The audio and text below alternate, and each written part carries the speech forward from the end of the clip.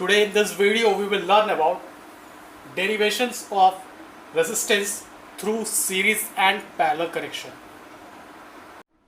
Series combination का मतलब होता है कि मान लीजिए आपके पास यहाँ पे दो रजिस्टर है, ठीक है।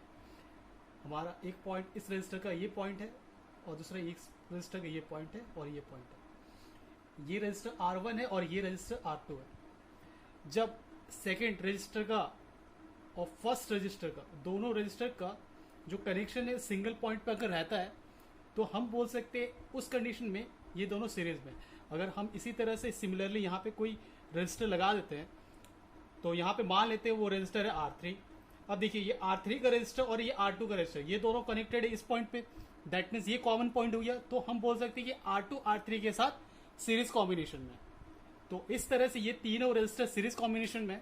और इस रजिस्टर के थ्रू अगर हम कोई पोटेंशियल अप्लाई करते हैं कि मान लीजिए हमने कोई पोटेंशियल रख दिया V, तो ये पॉइंट, ये हायर पोटेंशियल, ये लोअर पोटेंशियल, ये की को हमने क्लोज कर दिया। यहाँ से करंट I जा रहा है और यहाँ से करंट I आ रहा है।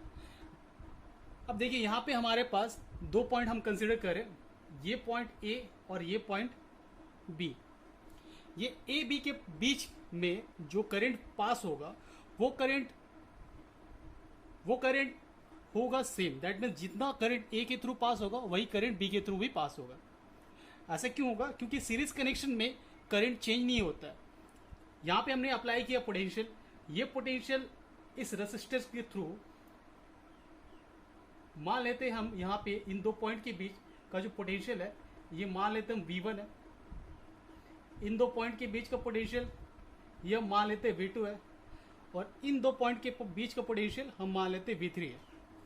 V1, V2, V3, this all are potential across this resistor R1, R2, R3। क्योंकि यहाँ पे पोटेंशियल ड्रॉप होगा, इस रेसिस्टेंस के अक्रॉस भी पोटेंशियल ड्रॉप होगा, इस रेसिस्टेंस और ये सारे रेसिस्टेंस के अक्रॉस पोटेंशियल ड्रॉप होगा, बट करंट ये सेम रहेगा। तो आगे हम यहाँ पे लिख सकते हैं, हमें पता है ओम्स लॉ क्या कहता है। ओम्स लॉ कहता है कि V जो होता है ये इक्वल होता है IR, that mean potential that would be equal to current through the end of the conductor and resistance. तो यहां से ये रेसिस्टेंस को अगर हम बोल रहे हैं ये नेट रेजिस्टेंस है, तो ये नेट रेजिस्टेंस होगा इनके बराबर V1 plus V2 plus V3। इस V1 के अक्रॉस यहां पे क्या करंट होगा?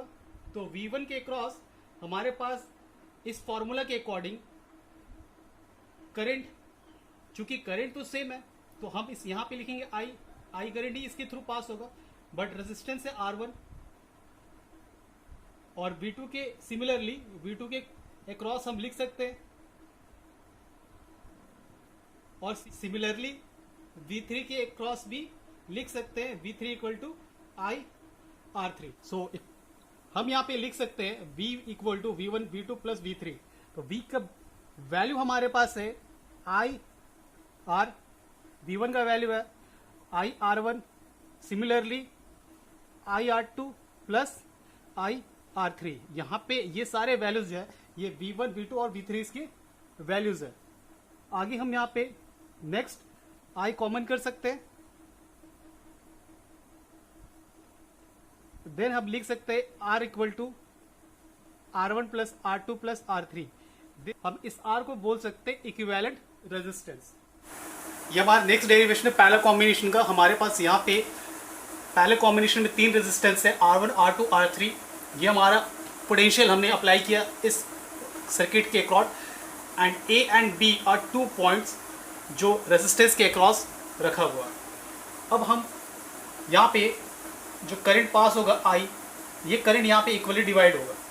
मान लेते हैं यहाँ पे I1 इस बीच वाले सर्किट पे, I2 और इस ब्रांच पे I3, ये डिवाइड हुआ। सिमिलरली यहाँ से ये कंबाइन होंगे और यहाँ पे बनेंगे I।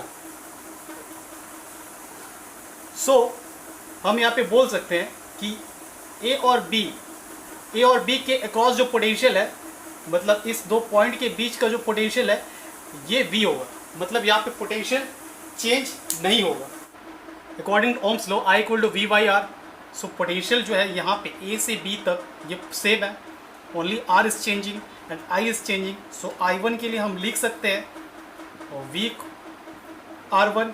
सिमिलरली I2 के लिए लिख सकते हैं V R2 एंड I3 के लिए लिख सकते हैं V R3. सो यहाँ पे नेट I ये होगा I1 plus I2 plus I3 के बराबर. सो आगे यहाँ से हम लिख सकते हैं I का वैल्यू हमारे पास क्या है V R और I1 का वैल्यू कितना है V R1 plus I2 value V R2 plus value of R3 is V R3. सो यहाँ से हम V को कॉमन लेंगे, हमारे पास बचता है I1 प्लस ये. So R equivalent that would be equal to R1 plus R2 plus R3. That is our parallel connection resultant value. So ये रहा हमारा डेरिवेशन पैरेलल कॉम्बिनेशन का.